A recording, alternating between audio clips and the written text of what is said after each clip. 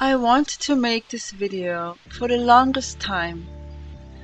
This is Anna Breitenbach. She, to me, is one of the most beautiful people in this world. I resonate with her so much because she is also, like me, a very sensitive, ultra-sensitive person, and she loves animals so deeply. So much so that she quit her job to become an animal communicator professionally. It really doesn't matter how many times I watch this clip with her and the black leopard, I always end up crying.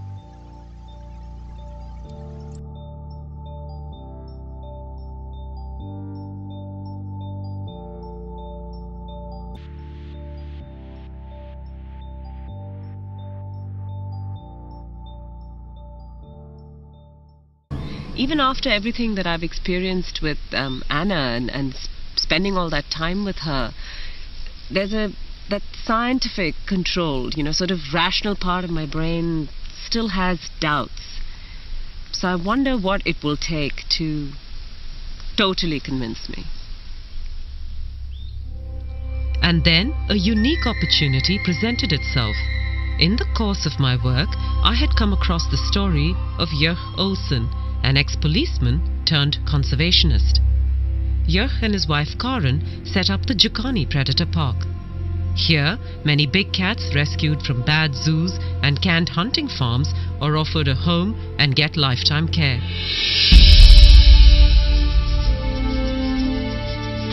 Jörg has a remarkable relationship with his cats, and he handles them in a way I have seldom seen before.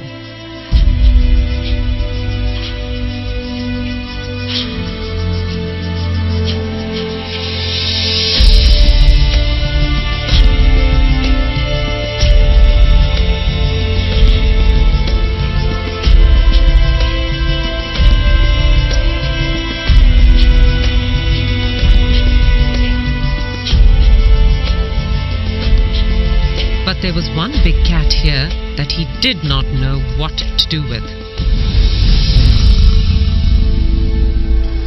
This black leopard, called Diablo, had been rescued from a European zoo where he'd been abused. That experience had made him suspicious and vicious. All he did was sit in his night shelter and snarl at anyone who came close to him. 6 months in, and Jörg was at a loss as to how to deal with this cat. That whole atmosphere there was a vibe of aggression and of I hate you and I will kill you. And the one encounter I had with him, he sent me to hospital 1 bite, 1 week. Here, I thought, was the perfect case. If Anna could get this animal to change his behavior and become well adjusted, then I would have no choice but to acknowledge that she was in dialogue with animals. It took me some time, however, to convince Jörg to bring in Anna. He's a dangerous cat. He's very, very dangerous. He's towards me and towards everybody else. In my opinion, the chances of an animal communicator changing that, it'll take a lot to convince me.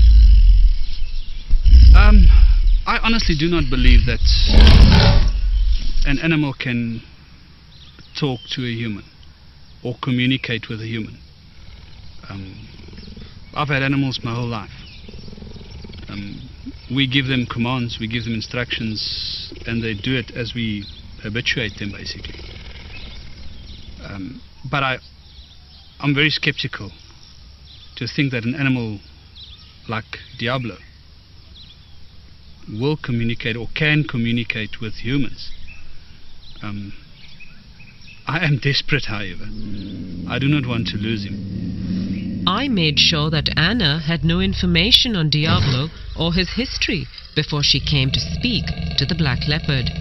I was nervous to see what would happen, as this animal never let anyone near his night shelter without a lot of snarling and growling.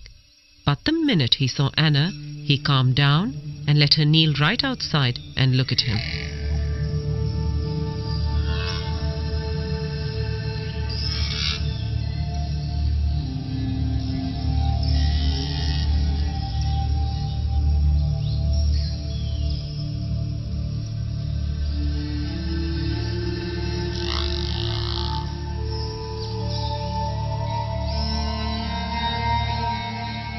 This beautiful black leopard that you've asked us to communicate with is very overawed by his new surroundings, having come from a very cramped and stressful place for him. That this place has been provided for him, but he's been quite conditioned by a very unfortunate past. He doesn't want much to do with humans as a result. He's immensely powerful, and I mean not just physically, which you well know and respect, but he's immensely powerful with a wisdom and an energetic presence and personality that is far bigger than anyone has ever appreciated about him before. And he commands a certain amount of respect for that. Again, not in a needy way, but really just by virtue of who he is as a being. There's a very particular thing about his name, Diablo. He wants that name changed because he doesn't like the associations with it, the blackness, the darkness, the diabolical. And when asking him about his past before coming here, he shows concern for 2 young cubs that were next to him. He's asking what happened to them with a great sense of care and concern. We actually forgot about that. When we went to fetch him, there was so much excitement about bringing him back here. It actually slipped my mind until she said, he asked about the 2 cubs, and then we've remembered there were 2 little young leopard cubs next door to him that came from Rustenburg, and they were sort of semi-wild. They weren't hand-reared, and it just slipped my mind. And when they talked about it, I couldn't believe. I actually did believe it. I mean, then I really believed that they were communicating. And she communicated with him, and when we spoke to her and she relayed all the information back to us, firstly I didn't believe her. It's things that anybody can think out, and you can think, And then she said something about the cubs that were with him. And that changed this whole thing, because now all of a sudden, that's something that she didn't know about.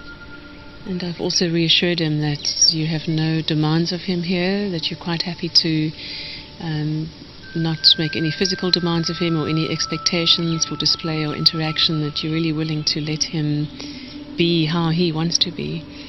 And that's given him an enormous sense of relief. Yeah. And having told him that has for the first time made him actually genuinely interested in now exploring a bit further.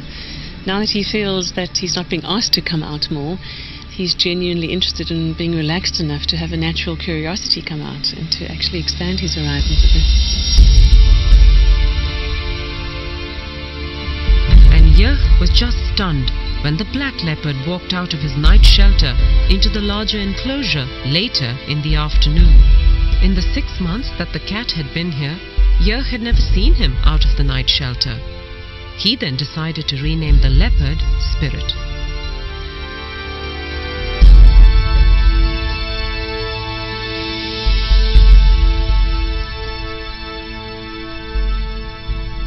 We told him that same afternoon that we're not going to call him Diablo anymore. And we understand and we agree with that the diabolical side of it. That's not what he is to us. And we'd like to change his name to Spirit. As I walked to him, I thought, listen, he asked about the 2 young leopards. And I thought, well, I'm here now, there's nobody else here. I'm not going to look like a fool if he ignores me. I'll tell him what happened to those leopards. And as I called him and I said Spirit, and he was looking at me, he was lying like that, I said, with regard to the 2 little leopards, I just want to assure you and I want to tell you that they're safe. And I couldn't help it. I just said to him, wow, you're beautiful. Beautiful. Oh, that's mooi. That's mooi. And he gave me that, oh. And I thought, what's happening here? And I said to him, you understand what I'm telling you if I say to you that you're the most stunning cat? Oh. And I spoke to him and he answered me about 19 times. And he just sat there and he was totally relaxed.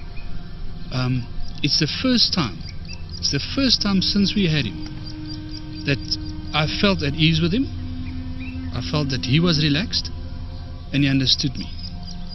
It was, to say that I don't know what it feels like for him. For me, it was the most amazing moment. Later that afternoon, Anna came back to check up on Spirit and to see how he was doing.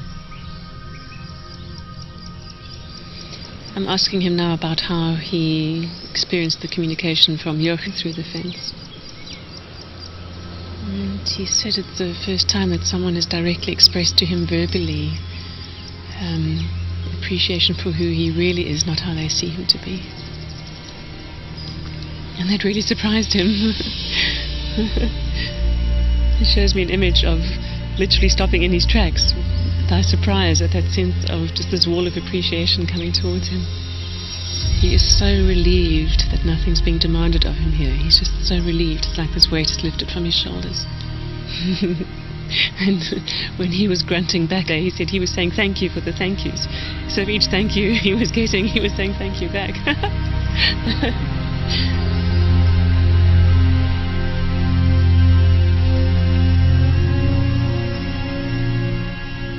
Is there anything you'd like to say about that feedback?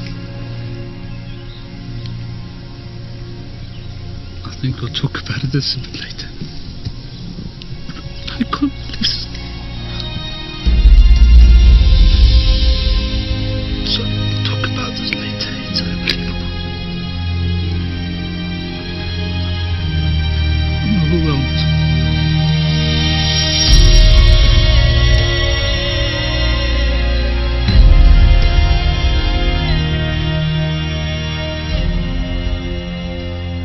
It's two different animals. It's two totally different personalities. We had a snarling cat, angry at everything, upset about being here, hating humans, hating us for having him here, ready to kill in an instant. To this relaxed black leopard that's lying on top of his log in his shelter is this attitude of you recognize me for who I am now. And it's amazing to talk to him and get the talking and get him to talk back to us. Joch and Karen attended Anna's workshop on animal communication and now use it regularly with all their animals. It changed my whole life. And Spirit and animal communication has taught me, when I work with mother lions, the reactions you get, the communication you get back, the feelings you get. Sometimes you get lions or Queenie, for instance, that's unhappy with something that happened. And I'm not sitting out there wondering what's wrong with her. She tells me, and I can correct it, and I can make her happy because she is in my... I have to look after her. I've got to make her happy.